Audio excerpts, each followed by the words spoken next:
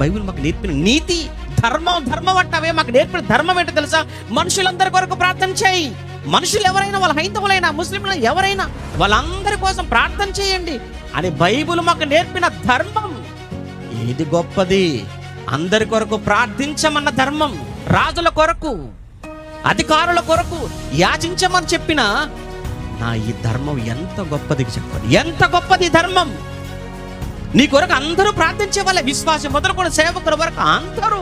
పనికి మాల్లో వాళ్ళు మాట్లాడుతుంటారు ఈ మధ్యకాలంలో బాగా వెళ్ళి, ఆయన కాపాడుకోలేకపోయాడండి, ఆయన మనల్ని ఏం కాపాడు, పిచ్చోడు. ఆయన వచ్చిందే ప్రాణం పెట్టడానికి. సిలువలో ప్రాణం పోయింది చూస్తున్నావు, చనిపోయిందే చూస్తున్నావు. 3వ దినాన్న తిరిగి లేచాడు. నీకు బొమ్మే చూసావు, బొరుసు కనబడలేదు నీకు. నువ్వు బొమ్మే చూసావు, 3వ రోజున బొరుసు కూడా ఉంది కదా. నువ్వు ఒకవైపు చూసావు యేసును, నీ గుండె ఆగిపోయి నిజం చెప్పమంటావా? మళ్ళీ వస్తున్నాడు రా. మళ్ళీ ఈసారి ఎందుకు వస్తున్నాడో తెలుసా? నేను రక్షించడానికి కాదు, నిన్ను వేసేయడానికే. అంతే. మరి ఎందుకు? రక్షకుడు మొదటి రాకడలో, 2వ మారు శిక్షకుడుగా రాబోతున్నాడు. అలా అని నువ్వు శిక్షించబడాలని మేము ఎవరూ కోరుకోవట్లేదు తెలుసా? ఆయన అంతటా అందరూ మారు మనసు పొందాలని తప్ప, ఆయన శిక్షకు, ఆయన కోపానికి పాత్రలు కావాలని ఆయనే కోరుకోవట్లేదు. మేము కూడా కోరుకో, నీ కొరకు ప్రార్థిస్తున్నాం.